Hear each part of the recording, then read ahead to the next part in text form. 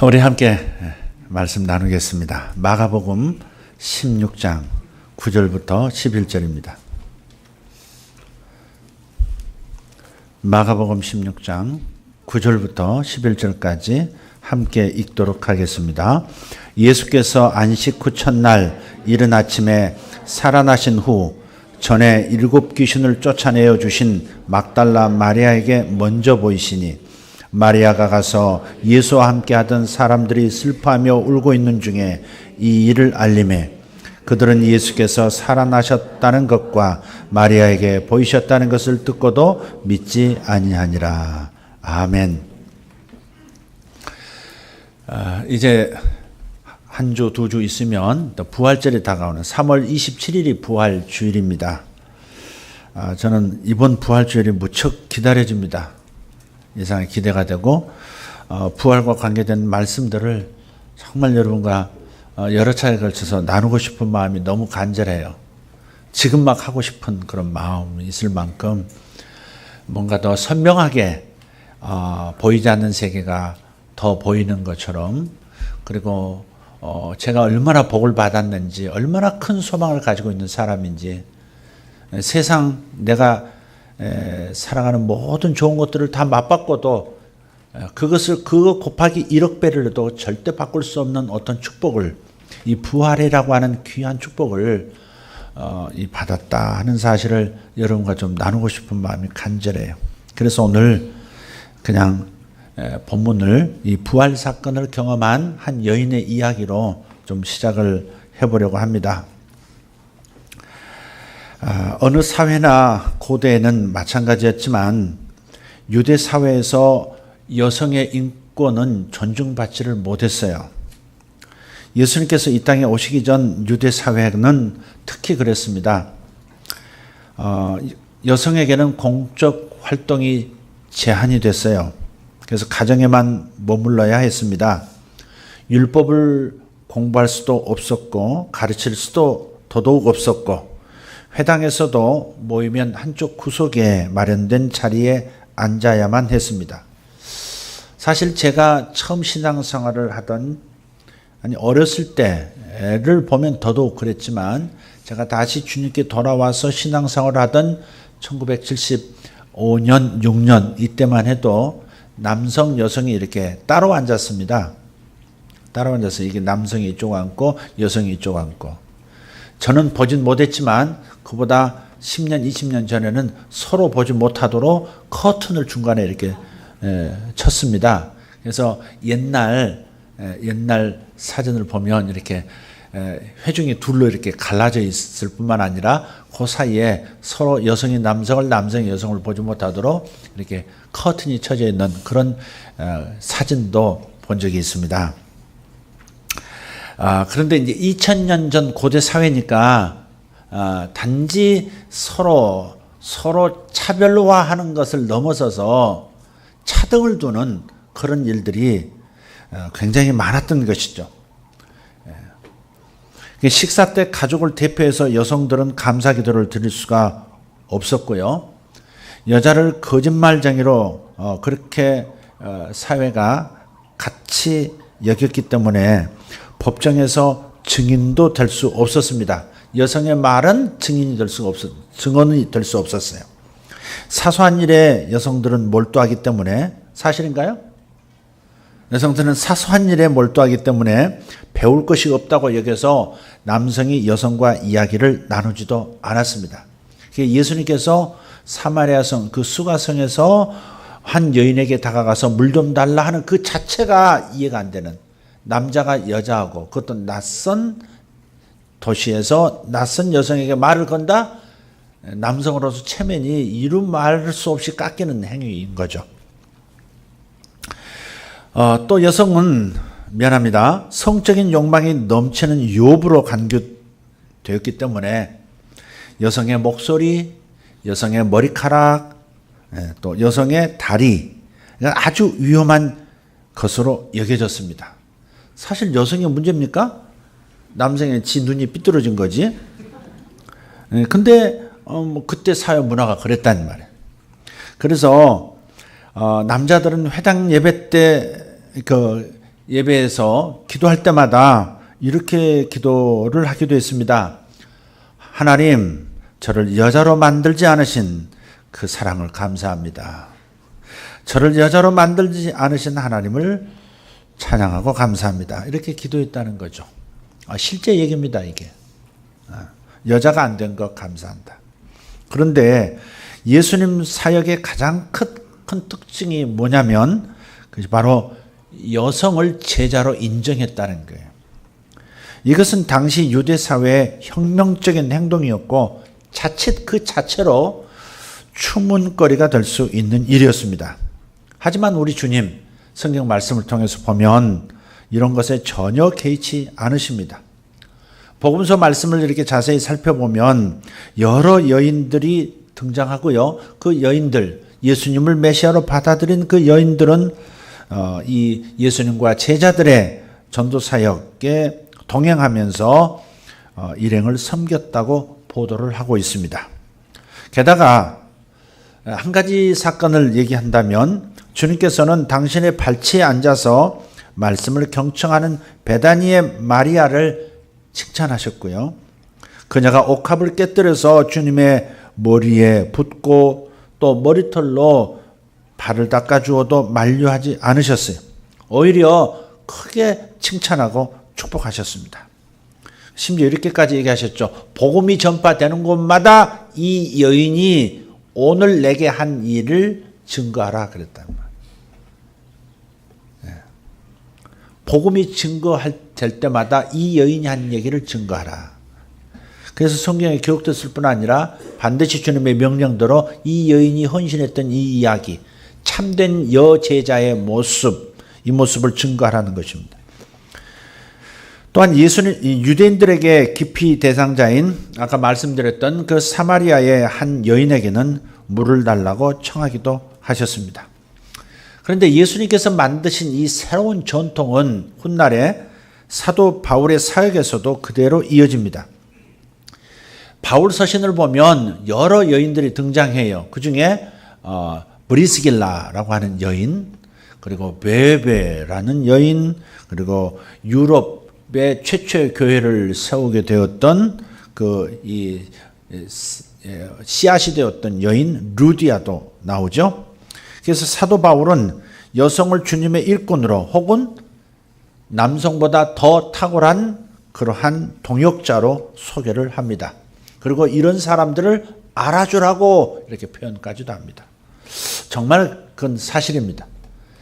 남자들이 전면에 나서서 뭐 하는 것 같지만 여성들이 가정에서 없다면 교회 이 귀한 하늘나라 사업 속에 여성들이 역할을 안 해준다면 참 무력한 교회, 무력한 가정, 별 볼 일 없는 남자로 남을 것은 틀림없습니다. 정말 우리 모두가 이렇게 저부터 시작해서 주님을 섬기는 이 주일의 이 사역만 해도 저 뒤에서 보이지 않는 곳에서 힘쓰고 있어주는 그런 권사님들, 집사님들 안 계시면 참 이게 무미건조한 정말 하나님의 직접적인 은혜가 아니고서는 도저히 아름답게 조화롭게 화평하게 기쁨으로 이끌어갈 수 없는 곳, 그곳이 교회가 될지도 모르겠다는 생각을 실제로 합니다. 하지만 교회가 제도화의 길로 접어들면서 상황이 많이 달라졌습니다. 그러니까 초대교회, 그다음 초대교회의 그 사도들의 제자인 교부들, 교부 시대를 지나면서 로마에서 교회가 국교, 기독교가 국교가 되면서 이렇게 제도화의 길로 접어들면서 상당히 다른 양상을 보이게 됩니다. 여성의 지도력은 약화되거나 차단됩니다. 남성 중심적인 교회 질서가 수립되게 됐습니다. 그러면서 그리스도인 여성의 아름다운 이야기들은 교회사의 한 구석으로 내몰리게 됩니다. 우리도 자칫 틀을 만들어가는 과정 속에서 이런 실수를 범할 수 있거든요. 그래서 여성들이 뒤에서 봉사하는 사역만 하게 하는 것이 아니라 우리가 골고루 남성, 여성 할 것 없이 대표 기도를 우리는 이렇게 본예배에서 대예배에서 이렇게 하는 겁니다. 웬만한 교회에서는 또 이렇게 안 하고 권사님들이 낮 예배, 대예배 때 기도하도록 허용을 안 하는 곳이 있어요. 심지어는 여자들은 교회에서 잠잠하라 그런 구절을 끌어다가 그렇게 잘못 이해하고 이렇게 말할 때가 있고, 여성 목회자들은 있을 수 없다 이렇게도 또 말하는 사람들도 있습니다. 하여간 극단적인 것은 뭔가 이렇게 생각을 해봐야 합니다. 하여간 너무 강하게 자기 주장을 그리고 극단적으로 펼쳐나가고 그것을 고집스럽게 이렇게 다른 사람에게 종용하는 사람들은 좀 조심할 필요가 있습니다. 예, 결코라는 단어를 자주 쓰는, 결코 해서는 안 돼, 결코 이것만은 해야 돼, 이런 거 있잖아요. 예, 이런 것들은 좀 조심할 필요가 있는 것이죠. 오늘 본문 막달라 마리아 이름을 보십시오. 뭘 막달라고 하는 것 같죠? 막달란 마리아, 이렇게 막달라. 근데 이제 이게 막달라가 이게 성씨인가 그렇게 생각하는 사람도 있어요. 요 막달라 마리아란 말은 막달라 지방 출신, 막달라라는 지방 출신의 마리아라 하는 말입니다. 유대인에게 마리아는 아주 흔한 이름이에요. 영어로도 메리라고 하는 이름이 있잖아요. 메리. 그래서 이 성경에도 여러 마리아가 나옵니다. 예수님의 육신의 어머니도 마리아죠. 그리고 베다니의 마리아, 예수님을 섬겼던 나사로 오라버니 언니 마르다와 함께 주님을 따랐던 베다니의 마리아, 그 다음에 마가 요한의 어머니 마리아, 그 외 여러 마리아들이 있습니다. 본문에서 이 막달라 마리아를 7 귀신에 붙잡혔던 사람으로 소개하고 있습니다. 전에 7 귀신 들렸던 여자인데 주님께서 치료해 주셨다, 고쳐 주셨다 하는 그런 여인으로 오늘 본문 소개하죠. 그래서 사람들이 문제가 여기 있는 것이 뭐냐면 습관적으로 그녀를 행실에 문제가 있었던 여인으로 몰아간다는 거예요. 다시 말해서 7 귀신에 붙잡힌 여인, 이건 맞아요. 사실입니다. 7 귀신이 들어갔어요. 그래서 심각한 삶을 살았던 여인이었다는 것은 분명합니다. 그런데 그 뒤에 하나 더 붙여요. 7 귀신에 붙잡혔던 창녀라고 한다는 거죠. 그런데 그 뒤에 붙은 창녀라는 말, 몸을 파는 여인이라는 말은 이 막달라 마리아에게 속한 말이 아니에요. 성경에 그런 게 없어요. 뮤지컬 중에 마리아라는 뮤지컬이 있습니다. 근데 거기에서 그녀는 예루살렘의 유명한 창녀로 소개가 됩니다. 가끔 몇 년에 한 번씩 이 마리아를 연출을 하거든요. 근데 그 창녀로 등장을 해요. 그래서 많은 사람들이 주님을 따르니까 위기의식을 느꼈던 종교 지도자들이 주님을 무너뜨리기 위해서, 그의 사역을 파괴하기 위해서 그녀를 유혹하라고 보냈다는 것이죠. 그래서 그들은 그녀에게 주님을 유혹해서 무너뜨리면 그 지긋지긋한 착륙을 해서 너를 끄집어내주겠고, 그리고 로마에 가서 살 수 있도록 뒷돈을 대주겠다, 그렇게 얘기합니다. 하지만 그녀는 주님을 유혹하기는커녕 오히려 주님 앞에서, 주님의 거룩하심 앞에서 무너지고 맙니다. 그의 제자가 되는 것이죠. 제작자의 의도야 우리가 모르는 바가 아니지만 결국은 그녀가 창녀였다는 사실, 그 편견을 관객에게 더 강화시키고 있는 셈이 된 겁니다. 아닌데 사실처럼 만들어버리는 거예요. 우리도 의외로 성경 안에서 아무도 의의를 제기하지 않은 채 그것이 맞다고 따라가 버리는 그런 구석들이 많이 있어요. 사실 그녀가 창녀였다는 얘기 성경에 어디에도 없다는 사실을 꼭 기억하시고요. 사실 상식적으로도 그렇지 않습니까? 어떻게 7 귀신에 사로잡힌 미쳐버린 여인이 일상생활을, 아니 몸을 파는 그런 직업을 이어갈 수 있었겠습니까? 상식적으로도 맞지 않는 거잖아요. 제가 미친 분을 한번 봤거든요. 청년 때 같은 교회 한 자매가 귀신이 들려버렸어요. 너무 이제 다른 이성을 사랑한 거예요. 그때 당시 청년회장을 너무 사랑한 총무였어요. 저 남자 내 남자 찍어놓고 기도하는 거예요. 이거 위험해요. 저 남자는 내 남자. 찍는 거 위험합니다. 예. 그냥 반드시 저 남자는 내 남자가 돼야 된다는 거죠. 근데 그 청년 회장은 이미 다른 약혼녀가 있는 사람이었어요. 근데 저 남자, 내 남자. 저 남자를 내 사랑하는 내 남편으로 주세요. 그 관계 끊고 제게 보내주세요. 이렇게 반말해요. 근데 이 자매가 너무 기도를 너무 많이 한다는 건 문제가 있는 거예요. 기도 많이 하는 건 좋아요. 그러나 너무란 단어가 쓰여질 때는 이제 문제가 있다는 거죠. 균형을 잃었다 그런 뜻이죠. 이분이 그만 그냥 그 기도하다가 그날도 철야를 하면서 주님 그 사랑하는 사람을 제게 주세요. 근데 주님이 나타난 거예요. 환상 속에. 주님이 나타나셨어요. 밝은 광채 쪽에 나타나셔서 손을 내미시는데 보니까 어떤 이 노란 황홀한 어떤 열매가 주님 손에 있고 받아 먹으라고 주셔서 받아 먹었대요. 이게 이제 나중에 깨어난 다음에 간증이에요. 딱 홀딱 먹는 순간에 정신을 잃은 거예요. 그때부터 몇 달 미친 거예요. 교회에서는 난리가 났죠. 물론 저는 나중에 들은 얘기예요. 그 사건이 있은 직후에 그 교회를 갔으니까. 근데 이 자매가 교회에서 이제 사단이 났으니까 교회에서 이제 해결해야 되니까 모든 목사님부터 교인들이 달라붙어서 교회 방에다가 그 자매를 그냥 가두고 그래서 계속 기도하면서 낫기를 기도한 거죠. 근데 결국 이제 한 2달, 석 달 있다가 귀신이 나갔어요. 자, 이제 그분이 이제 교회를 이제 그 정도 됐으면 떠날 수밖에 없거든요. 그냥 미친 게 아니거든요. 그냥 옷을 다 벗어버려요. 그러니까 자기가 어떤 탐욕을 가지고 기도하다가 악한 영이 들어오면 탐욕을 부리는 영이 들어왔기 때문에 아주 그쪽에 아주 강하게 탐욕을 부립니다. 욕심이 막 드러나죠. 그런데 이제 음란의 영이 들어와버리면 음란한 액션을 취하는 거예요. 자기도 몰라요.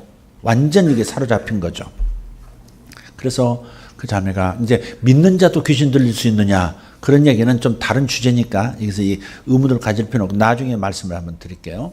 근데 이제 그 자매는 그 음란행에 사로잡히니까 아무 데서나 옷을 벗는 겁니다. 그러니까 방에 가둘 수밖에 없는 거예요. 예. 그 이제 그런 상태 한번 생각해 보세요. 막달라 마리아가 지금 귀신 들렸어요.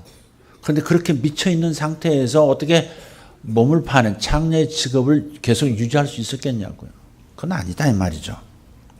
이 점을 가리켜서 학자들이 그런 얘기도 합니다. 남성 중심의 교회 질서가 수립이 되면서부터 여성의 역할을 약화시킬 그런 의도로 가장 영향력 있는 예수님의 여제자였던 그녀에게 이런 도덕적 이미지를 더 씌운 것이라 하는 해석들이 있습니다.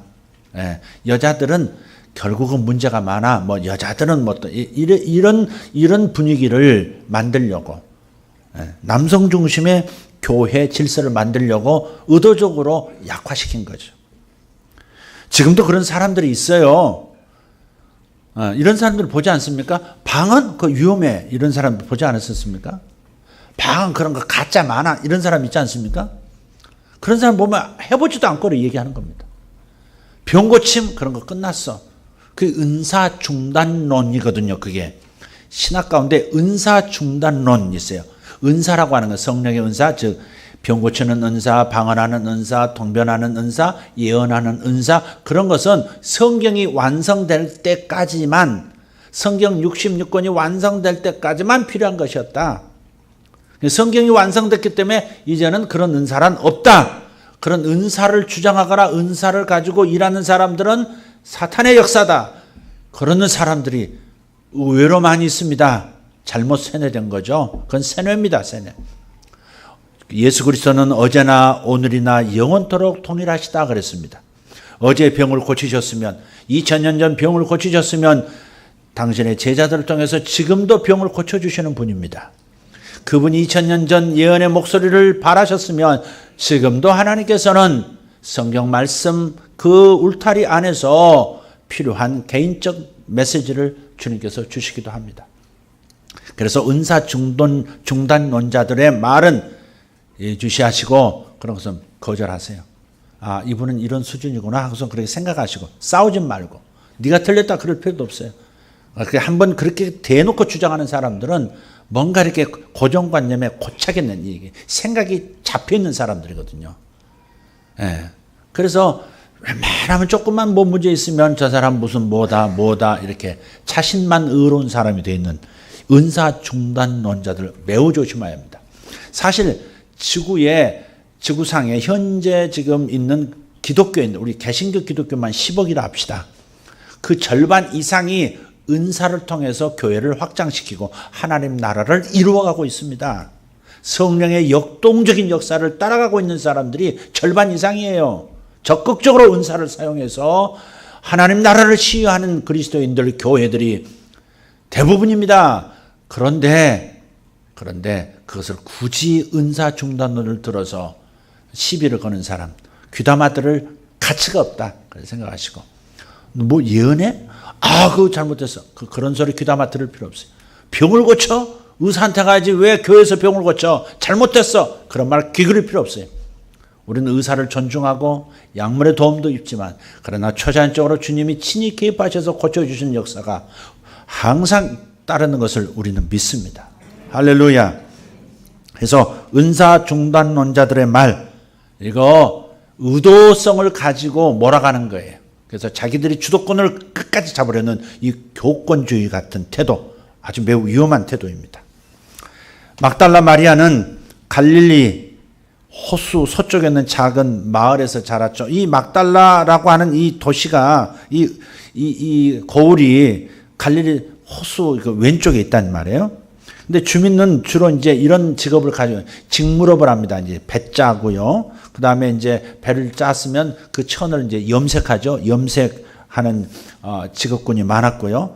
또 갈릴리에서 잡은 물고기 그거 이제 오래도록 먹으려고 염장하는 거죠. 염장 처리하는 공장들. 그러니까 간을 이렇게 소금 쳐서 말려서 식용으로 언제든지 쓰려고 하는 그런 공장들도 많이 있었습니다. 그런데 한편에 그곳은 아주 비극의 땅이기도 합니다. 로마군이 주둔하고 있었기 때문에 그렇습니다. 저 이스라엘 북쪽, 시리아 쪽, 지금으로 말하는 시리아 쪽까지 로마 군단이 거기 정착하고 있었거든요. 수만 명이. 일부는 갈릴리 쪽으로 내려와서 거기에 주둔하고 있었습니다. 그러니까 종종 정복민에게 이스라엘 사람들에게 치욕감을 안겨줬고요. 그 때문에 분노한 사람들이 집단 행동을 하면 질서 유지 명목으로 잔인하게 진압을 했습니다. 갈릴리 여러 마을이 이 로마군에 의해서 참혹하게 유린을 당했는데 이 막달라라는 고을도 그런 곳 중에 하나입니다. 마리아는 그곳에서 나고 그곳에서 자랐습니다. 그래서 어쩌면 가까운 자기 친족들이 로마군에 의해서 무참히 학살당하는 그런 광경을 보았을지도 모릅니다. 이런 맥락에서 어떤 학자들이 말합니다. 로마군의 학살로 인한 그 정신적 충격, 그 상처, 그것을 그녀를 괴롭힌 7 귀신으로 해석을 하는 겁니다. 그러니까 악한 영이 들어갔다 이렇게 해석을 하지 않고 있는 것으로 해석을 하지 않고 상처, 분노, 쓴뿌리 그런 것들 심리적 요인들이 바로 7 귀신이야 이렇게 해석해 버린다 이 말이죠. 자, 저는 거의 동의하지 않습니다. 동의하지 않지만 아무튼 그 내용이 무엇이든 간에 7 귀신이 들렸다는 것은 그녀의 상태가 끔찍하고 비참했다 하는 것입니다. 귀신이 하나만 들어가도 사람이 망가지는데 심각한데 7이나 들어갔다면 그 인생이 어떤 인생이었겠습니까? 그죠? 철저하게 망가진 상태를 보여주는 거예요. 이처럼 처참하게 망가진 그녀가 주님을 만나서 완전히 치료가 됐습니다. 아까 그 자매 있잖아요. 치료받은 다음에 그가 정신을 차렸어요. 아, 내가 내 욕망을 주님께 강요했구나. 다른 사랑하는 사람이 있는 남자를 내 남자라고 끝까지 하나님 앞에서 내 욕심을 버리지 않고 주장했던 그것이 결국 악한 영이 내 삶에 들어오는 나를 장악하게 만든 그런 입구였구나. 그걸 깨닫고 부끄러워서 떠날 만도 한데 보통 그 정도 되면 마음못한 사람 못 벗을 정도로 그렇게 교인들에게 보여졌었다면 떠날 거 아니에요. 대부분. 남모르는 곳으로 갈 거예요. 근데 그 자매는 제가 간 그때도 그 후로도 결혼할 때까지 그 교회를 떠나지 않더라고요. 항상 그를 다시 기도하는 건 여전하고, 그러나 품위가 있어지고, 그리고 다른 사람들을 돌볼 수 있는 기도를 가르치고, 정말 어떤 기도, 어떤 동기를 가지고 기도해야 되는지도 다른 사람을 가르쳐주고, 사람이 망가지면 어떻게 될 수 있다는 것을 자신이 겪었기 때문에 다른 사람을 치유하는 치유자로 그렇게 서는 것을 봤어요. 그렇게 신앙생활을 꾸준히 하더니, 꾸준히 모범적으로 하더니 목회자하고 결혼을 했어요. 그래서 목회를 잘하는 지금 사모님이세요. 네.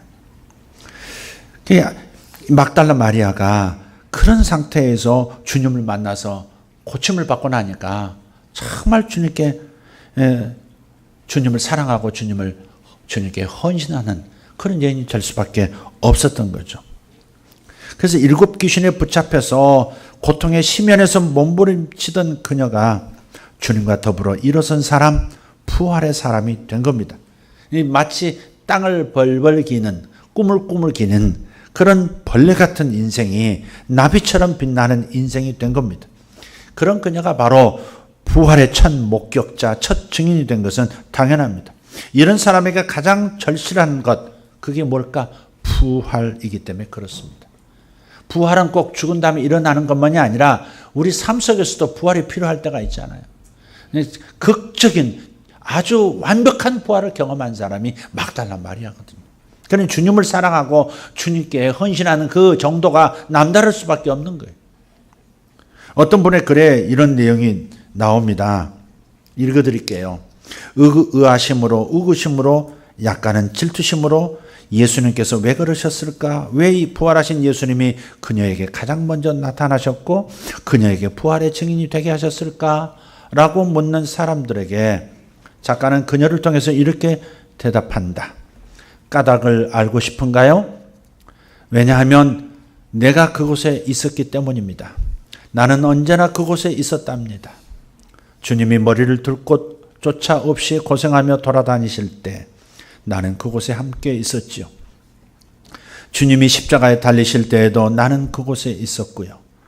요셉이 주님의 시신을 십자가에서 내릴 때에도, 요셉이 주님을 무덤에 안치할 때에도 나는 그곳에 있었답니다. 안식일 다음 날 이른 새벽에도 나는 다른 여인들과 함께 빈 무덤 그곳에 가 있었습니다. 물론 베드로와 요한이 다시 자신들의 숙소로 돌아간 후에도 나는 무덤 밖 그곳에서 여전히 울면서 서 있었답니다. 까닭을 알고 싶은가요? 왜냐하면 나에게는 그분이 전부였기 때문입니다. 내 사랑이 향할 때도 그분이었고, 내 관심이 쏠릴 때도 그분이었고, 내 시간이 바쳐질 때도 그분이었습니다. 마른 하늘의 날벼락처럼 그분이 체포되었던 그 순간에도, 이어 철저한 실패자로 종을 친 그 비통의 순간에도, 끝내는 모든 꿈이 날아간 듯 보이던 그 절망의 순간에도 여전히 그분은 나의 하늘이었답니다. 까닭을 알고 싶은가요? 왜냐하면 그분은 내 일생의 유일한 의미였기 때문입니다. 성경에 이 막달라 마리아의 상황에 대해서 얘기하고 있는 글입니다. 이 고백에서, 이 책에 나오는 이 마리아의 고백에서 2가지 중요한 교훈을 한번 생각했으면 좋겠습니다. 하나는 항상 주님 가까이, 항상 주님과 함께 있는 삶의 중요성입니다. 가까이 있는 사람, 함께 있는 사람이 가장 먼저 보게 되고 알게 되는 것은 틀림없지 않습니까? 가장 가까이 있는 사람, 항상 가까이 있는 사람이 더 많이 알게 되고 더 많이 목격하고 더 많이 경험하게 되는 것은 당연지사죠. 물리적인 거리와 정신적인 거리는 비례합니다. 몸이 멀어지면 마음도 멀어지는 법입니다. 그래서 이웃 사촌이란 말이 있잖아요. 멀리 있는 친척보다도 내 이웃에 사는 자주 보는 이웃이 더 가깝다고.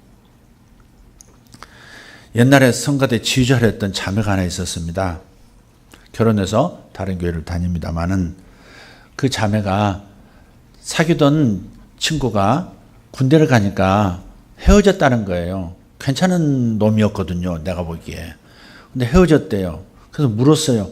야, 왜 헤어졌어? 2년이면 될 텐데. 그랬더니 아니에요, 목사님. 못생긴 놈은 용서할 수 있어도요, 멀리 있는 놈은 용서 못해요. 그러더라고요. 그게 자기 문화라는 거죠. 그죠? 못생겼고 뭐 별 볼 일 없어도 자꾸 이렇게 가까이서 돌봐주고 서로 뭐 나누고 공감하고 그런 사람이 내 사람이지, 잘생겼으면 뭐하냐 이게죠. 똑똑하면 뭐하냐. 멀리 있는 놈은 소용없다. 그래서 일찌감치 헤어진다는 거죠. 무섭더라고요. 네.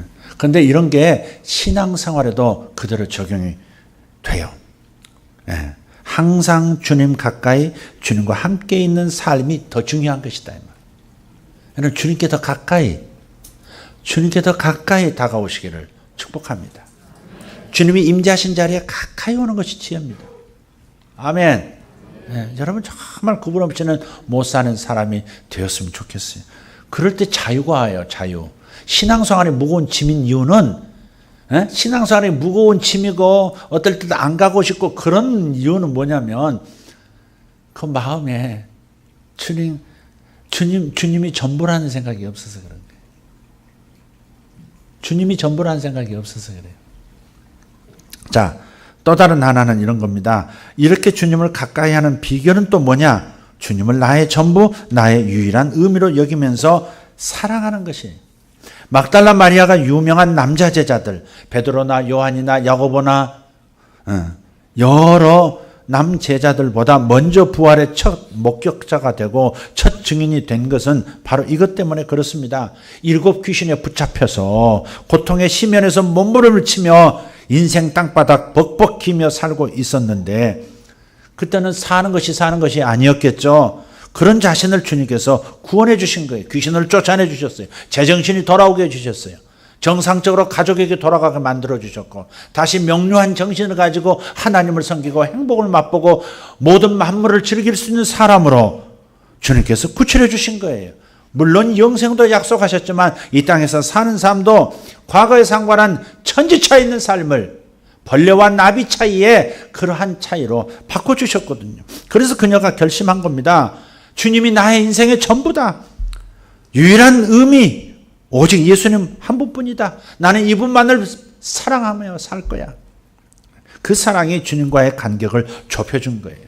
사랑은 자력 같잖아요. 사랑이 있으면 가까이 가고 싶고, 사랑이 있으면 가까이 가고 싶거든요. 멀어지는 건 사랑 때문에 그런 거예요. 사랑이 약해집니까? 그렇죠. 사랑의 자력이 없어져 가는 거예요. 가수 소양 아십니까? 소양이라는 가수가 있어요. 본명이 뭔지는 내가 잘 모르겠는데, 이름 자체가 소양인가요? 소시에다가 향자인가요? 아닌가요? 예명인가요? 잘 모르겠어요. 근데 그 자매가, 저는 아주 젊은 자매인 줄 알았는데 39이나 먹었더라고요. 크리스천 CCM 가수로서 아마 가장 탁월한 사람 중에 한 사람으로 알려져 있죠. 또 뭐 크리스찬으로서 찬양만 하는 게 아니라 대중 가수로도 유명하더라고요. 나는 가수다라는 그 재밌는 프로에서 1위 우승도 하고요. 그 목소리가 막 얼마나 올라가는지 그 사람 목소리를 따라잡는 사람이 없다네요. 다른 일반 가수 중에도 그 고음을 그렇게 곱게 길게 낼 수 있는 사람이 없대요. 그런데 뮤지컬 배우도 했고요. 그 다음에 최근에는 요한계시록을 배경으로 해서 이 크리스탈 캐슬이라고 하는 환타지 소설도 만들더라고요. 지금 환타지가 좀 대세가 되고 있잖아요.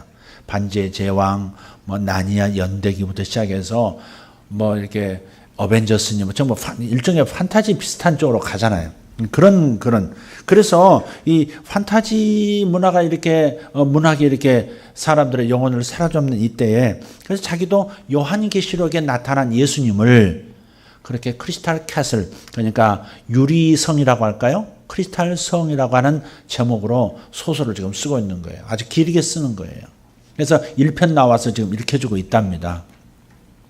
근데 자기 소원은 노래하는 것이 최종적인 목표가 아니고, 이 예수님, 요한계시록에 나타나는 예수님과 그것을 주님 만날 준비를 해야 되는 이 이야기를 판타지 소설로 만들 뿐만 아니라 그것을 세계적인 그런 헐리우드에서 유력한 그런 배우들, 그런 감독들 손에 의해서 작품으로 만들어져서 전 세계 사람들이 이 영화를 보고 예수님께 돌아오게 하는 것. 그것이 가장 큰 소망이에요. 여지껏 하나님 다 이루어 주셨다는 거죠. 근데 이제 인터뷰하는 사람이 마지막으로 이제 정리하면서 묻는 거예요. 어떻게 이런 사랑을 받는 가수로 당신은 성장할 수 있었나? 당신은 어떻게 이렇게 귀한 찬양의 사람이 되었느냐? 물었더니 이렇게 말하는 겁니다. 저는 찬양만큼 그분을 사랑하는 마음을 잘 표현할 수 있는 도구는 없다고 생각해요. 말로도 기도로도 뭐로도 하나님의 마음을 알고 나도 하나님께 마음을 표현할 수는 있지만 그러나 하나님과 마음, 영혼과 영혼이 통할 수 있는 가장 좋은 도구는 찬양이더라 이거죠. 찬양할 때 주님에 대한 사랑이 더 강렬해지고 찬양하면서 그분의 나를 향하신 그분의 사랑의 고백이 절절히 피부, 세포, 구석구석까지 퍼져 들어온다는 거예요. 그래서 자기는 찬양하지 않을 수가 없다는 거예요. 하나님을 향한 사랑을 순간순간 저는 드립니다. 무대 설 때만이 아니라 다른 사람에게 찬양을 들려줄 때만이 아니라 집에서나 길에서나 누가 있든 없든 그냥 사람들이 쳐다보든 쳐다보지 않든 그렇게 찬양을 한다는 거예요. 네, 찬양을 한다.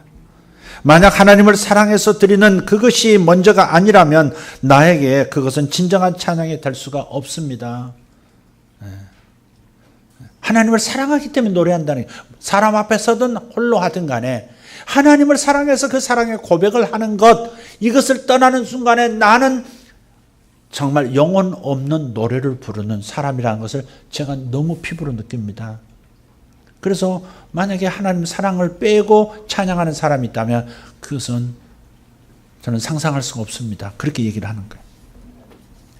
39세의 그녀의 간증에 그 어떤 사역자보다도 주님과 친밀한 그리스도인이 아닌가 싶은 그런 감동을 제가 받았습니다. 하도 유명한 사람이라 지금 외국에서 많이 활동을 하던데 한번 기회가 되면 만날 수 있으면 한번 우리 한번 얼굴을 대해보면 좋겠다. 그런 마음을 먹었습니다. 근데 그렇게 말하는 것 자체가 뭐예요? 프로 아닙니까? 영적인 프로예요, 그게. 자연스럽게. 아니, 하나님을 사랑하는 걸 빼고 찬양한다는 것은 있을 수 있는 일인가요? 나는 내가 그분 앞에 내 사랑을 고백한다는 것 자체가 얼마나 행복하고 그것이 정말 정상적인 관계가 아닌가요? 그거 없으면 나는 죽은 것 같은 느낌 속에 들어갈 겁니다. 그렇게 말하는 거 고수 아니냐 이 말이죠. 단순한 것 같지만 그게 고수, 그게 프로죠. 프로들은 큰 목소리 내지 않아요, 솔직히. 저 부엌에서도 진짜 프로는 큰 목소리가 안 나옵니다. 파 두 잔 사야 돼 이런 거 없습니다. 한 단만 사도 돼 이런 거 없습니다. 그냥 조용히 무르르득 하는 거예요. 성가대에서도 마찬가지고 어디서든지 마찬가지. 진짜 고수는 조용히 일을 되게 만들어 버립니다. 목소리를 높여서 되게 하는 게 아니라 일을 되게 만들어 버려요. 안 되는 것도 은연중에 다른 사람이 다 그냥 그 방향으로 본인은 목소리도 내지 않는데 그냥 그 방향으로 이렇게 자연스럽게 흘러가도록 만드는 게 진짜 고수죠. 안 되는 걸 되게 하는 거예요.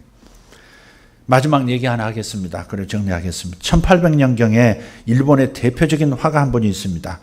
호쿠사이라고 하는 화가인데요. 아주 감동적인 일화가 하나 있습니다.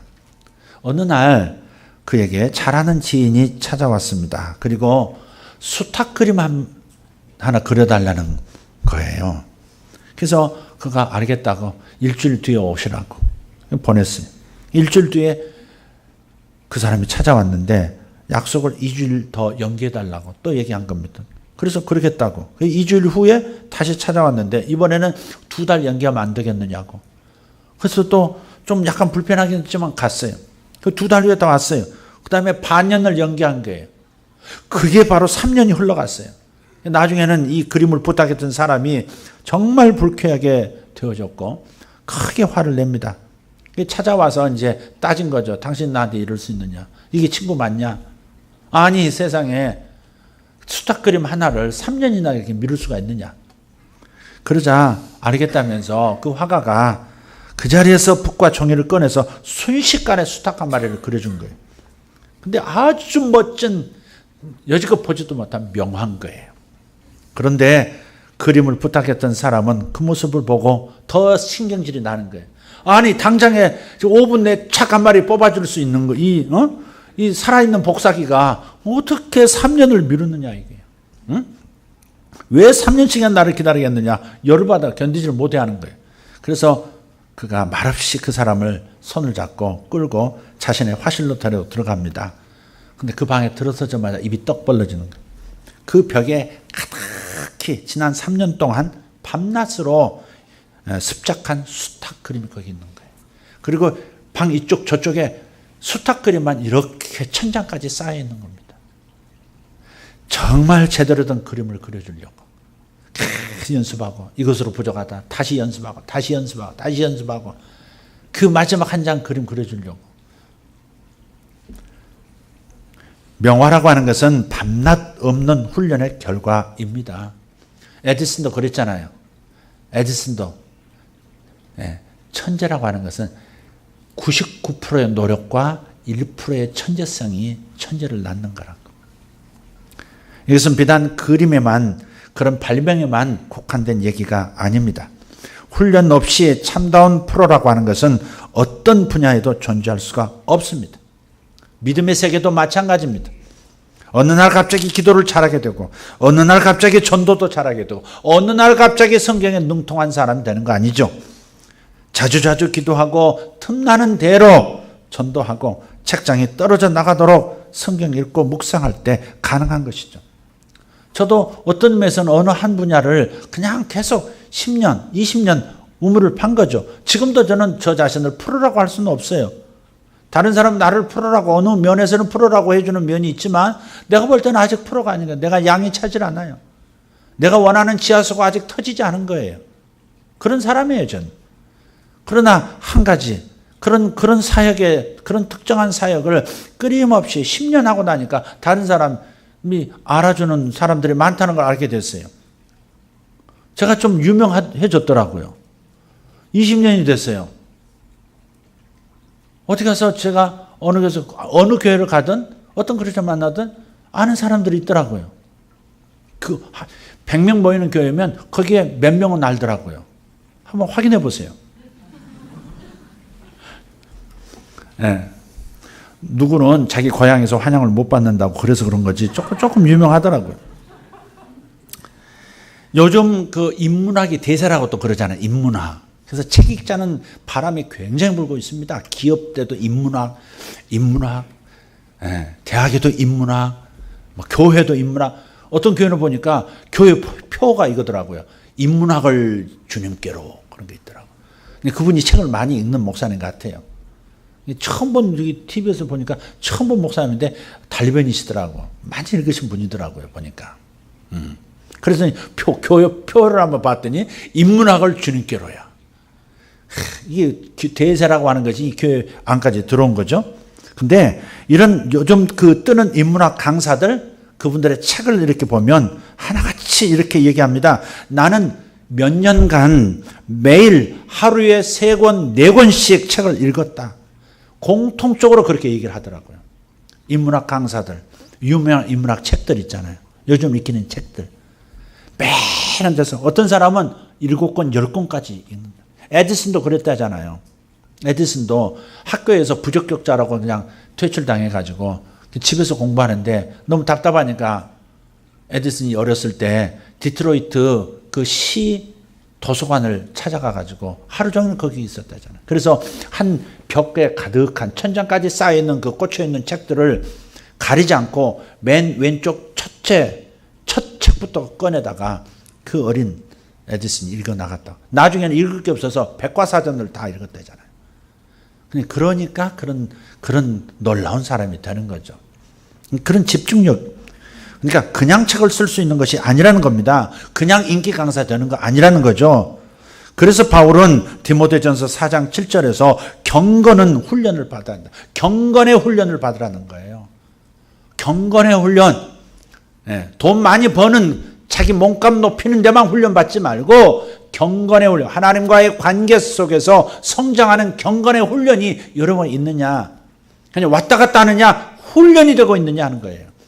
예배도 훈련이고요. 기도도 훈련이고 찬양도 훈련입니다.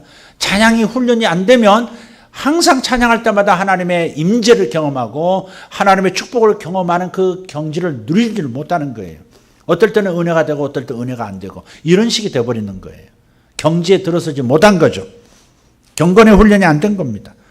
자, 여러분 이왕 주님을 믿을 바에야 어설픈 신자가 아니라 프로 신자 돼야 되지 않겠습니까? 믿음도 프로가 돼야 되지 않겠냐고요.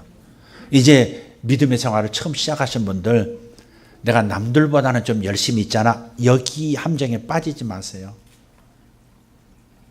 이 함정에 빠지지 마세요. 절대 자기를 전도한 사람이 전적인 모델 되면 안 됩니다.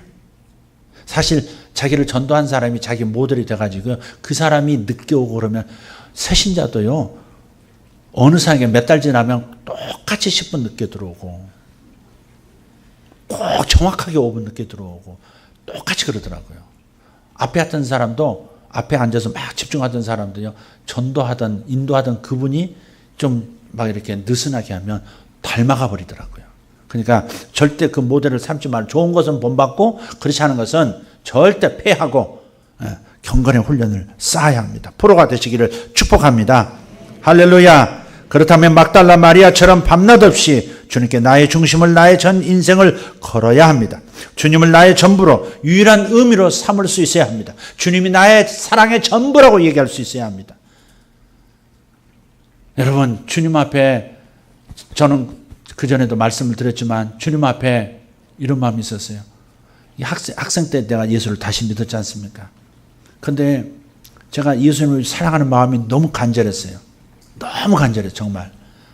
맨 앞에 앉아서 항상 무릎 꿇고 8년을 그렇게 예배 드렸으니까 무릎 꿇고 마룻바닥에서 무릎 꿇고 예배를 드렸어요. 제 무릎이 정말 낙타 무릎같이 그렇게 시커맸거든요. 그리고 2시간, 3시간 예배를 드리니까. 옛날 얘기입니다. 옛날. 지금은 그렇게 하지 않습니다. 의자도 힘들어합니다. 비웃는 겁니까? 자, 그런데 이제 문제가 생겨요. 그렇게 주님을 그렇게 사랑하면서도요, 이렇게 전철이 아니지, 버스 타고 이렇게 학교 오고 가면서 보니까 내가 죄악된 사람인 거예요. 막 여자만 보이는 거예요. 여학생들만 보여요. 안 보려고 하니까 더 보여요. 여기는 이 목사 절대 생각하지 마세요. 그럼 더 보이잖아요. 여기 이 목사 없습니다. 이 목사를 생각하지 마시고 이쪽을 보세요. 제가 제게서 눈을 떼지 못할 거예요. 생각을 버릴 수 없다. 그러듯이 깨끗하게 살고자 하니까 더 눈에 띄는 거예요. 근데 자꾸 예쁜 여학생들 이렇게, 아마 그랬던 것 같아요. 이렇게 자꾸 한 번 더 봐주는 이 자체가 너무 싫은 거예요. 너무 주님 앞에 죄의식이 드는 거예요. 멍청했지. 그때부터 일찍 해서 눈이 떠졌어야 되는데. 그래가지고. 너무 저서로. 교회 오면 기도하는 겁니다. 교회 오면. 주님, 빨리 데려가 주세요. 내가 자살은 할 수 없고, 내가 더 이상 죄를 짓고 싶지 않사오니 주님 저를 데려가 주세요. 1년 반, 2년 기도했을 것 같아요.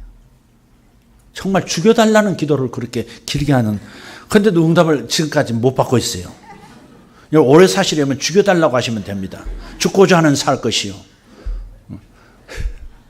그냥 주님 곁에만 있게 달라. 상급 아무것도 안 줘도 되니까 주님 곁에만 있게 달라고. 제가 그랬단 말이에요. 예. 근데 지금 생각하면 어쨌든 간에 좀 부족한, 너무 지나친 그런 그 신앙에 훈련받지 못한 자세이긴 하지만은, 그렇지만 그 주님을 사랑하는 마음이 있잖아요. 그게 주님이 나의 전부라는 생각하니까 그냥 목숨 걸어지는 것 같아요. 그러다 보니까 목사도 되고, 그러다 보니까 또 이런 사역도 이렇게 깊이 파게 되고 그런 것 같아요. 그래서 여러분, 꼭 막달라 마리아, 자기 자신의 인생이 얼마나 비참했는지 이걸 생각하고 내가 얼마나 부족한 사람인지 그걸 생각하면 하나님을 사랑할 수밖에 없을 거예요. 여러분, 진짜 자유는 어디서 오시냐? 희년, 아까 기도하셨잖아요. 희년은 재정이 늘어나는 것만 희년이라고 생각하시면 안 돼요. 내 인생이 쫙쫙 펴지는 것만 희년이라고 생각하시면 안 돼요. 여러분이 그릇 만들어지는 것이 매우 중요해요. 오늘 아까 잠깐 우리 서로 중보기도 했지 않습니까? 근데 좀 재미있는 그림 하나가 갑자기 마음에 떠오르는 거예요. 식탁이 있고요. 식탁에 이렇게 하얀 천이 이렇게 덮어져 있지 않습니까? 쭉 늘어뜨려져 있지 않습니까? 그런데 그 식탁 위에 아무것도 없고 접시가 그림처럼, 접시가 마치 그림, 이런 종이처럼 이렇게 식탁에 한 5분의 4 정도 걸쳐져 있고 늘어뜨려진 부분으로 또 이어져서 이렇게 그림처럼 그릇이 놓여져 있는 거예요. 근데 분명히 그림이에요. 그런데 그 그림을 보고 있는 동안에 이런 생각이 드는 거예요. 이런 갈망이 드는 거예요. 주님, 저 자매님이 지금 이렇게 있습니다. 하나님께서 사용하실 그릇으로서 이런 상황입니다. 근데 이렇게 올라가서 올려만지면 그 그림을 보고 있는 동안에 이런 생각이 드는 거예요. 올려만지면 정말로 음식을 담을 수 있는 귀하게 쓰임받는 그릇이 되겠다. 아직은 주님께서 편하게 충분히 쓰실 수 있는 그릇이 아직은 안 되어 있는 것은 자리매김이 덜 되어 있는 것이구나. 주님, 그 자매 더 올라가서 이렇게 올려주게 해주세요. 참 그릇되게 도와주세요. 그렇게 기도를 했거든요. 여러분, 그래서 우리가 주님 앞에 참된 그릇 된다는 게 매우 중요한 거예요. 희년의 복은 그릇이 준비되면서 그릇과 함께 오는 거예요. 그러니까 여러분 자신에게 어떤 시험이 오거든, 어려움이 오거든, 곤란함이 오거든, 난처하고 굉장히 괴로운 일이 생기거든, 그때는 여러분 자신이 깨뜨려지고 여러분이 얼마나 부족한 사람이고 주님이 없이는 내 생명조차도 내 마음대로 이끌어갈 수 없는 사람이라는 것을 깨닫게 하시기 위해서 허락하신 시험이거든요. 주님 없으면 나 한 시간도 괴로워서 견딜 수 없겠어. 주님 없으면 단 한 차례도 올바른 말을 해서 가정의 평화를 이끌어가는 사람이 되지를 못해. 주님의 은혜가 항상 있어야 돼. 그래서 쉬지 말고 기도하라는 말은 기도 많이 해라, 단순한 그런 말이 아니에요. 주님 없이는 못 사는 사람들이 너희라는 것을 너희들이 깨달았으면 좋겠다, 그 말씀이거든요. 제가 정신 차려질 때 주여 도와주세요. 주여, 주님 저를 도와주세요. 주님 제가 말 잘하게 도와주세요. 주님 제가 잘못된 생각하지 않게 도와주세요. 주님 제가 안 도와주시면 제가 엉뚱한 행동합니다. 엉뚱하게 실수합니다. 생각할 것은 생각 못하고, 생각할 것은 생각 못하고, 생각 안 해야 될 것은 생각하고, 엉뚱하게 말하고 엉뚱하게 이해합니다. 주님 제발 도와주세요. 그러니까 정말로 자신이 주님의 생명 도움이 없으면 내 스스로의 생명으로 살아갈 수 없는 존재라는 것을 깨달은 사람들이 되어야 쉬지 않고 기도하는 사람이 되는 것 같아요. 제가 그것을 이뤘다는 게 아니고 정말 부족함을 느낄 수밖에 없는 존재라는 거죠. 그래서 시련이 온다는 거예요. 왜 시험이 오고 왜 시련이 오느냐, 왜 곤란한 일이 생기느냐, 왜 뜻대로 안 되느냐, 그것은 내가 얼마나 부족한 존재인가를 시련을 겪지 않으면 깨달을 수가 없고, 이 시련을 통해서 내가 부족한 사람인 것을 내가 절절히 깨닫지 못하면 주님에게 의지하지 않는 스스로 독립한 선악과처럼 살 것이기 때문에 주님께서 시련을 허락하시는 거예요. 그러니까 우리가 그릇 만드는 것도, 그릇 만들어가는 것도, 내가 깨지는 것도 희년이라는 것을 기억하시고, 주님께서 깨지게 하실 때는 와장창 깨지시기를 예수 이름으로 부탁합니다. 진짜 깨져서 버티지 말고 깨져버리세요. 주님이 죽이시거든 더 죽이세요. 더 목 조르세요. 더 세게. 그밖에 힘이 없으세요? 아주 목이 부러지도록 저를 눌러주세요. 마치 그러듯이 탁 놔버려야 돼요. 그럼 그 코스가 빨리 지나가고 합격하고 주의 복이 나타나거든요. 할렐루야. 그렇게 되기를 예수 이름으로 축복합니다. 기도하십시다. 기도하십시다. 들은 말씀 기억하면서, 들은 말씀, 주여 제가 영적인 프로가 되기를 원합니다. 아버지, 프로 여제자가 되기를 원합니다. 프로 남제자가 되기를 원합니다. 주님 감사합니다. 통성으로 기도합시다.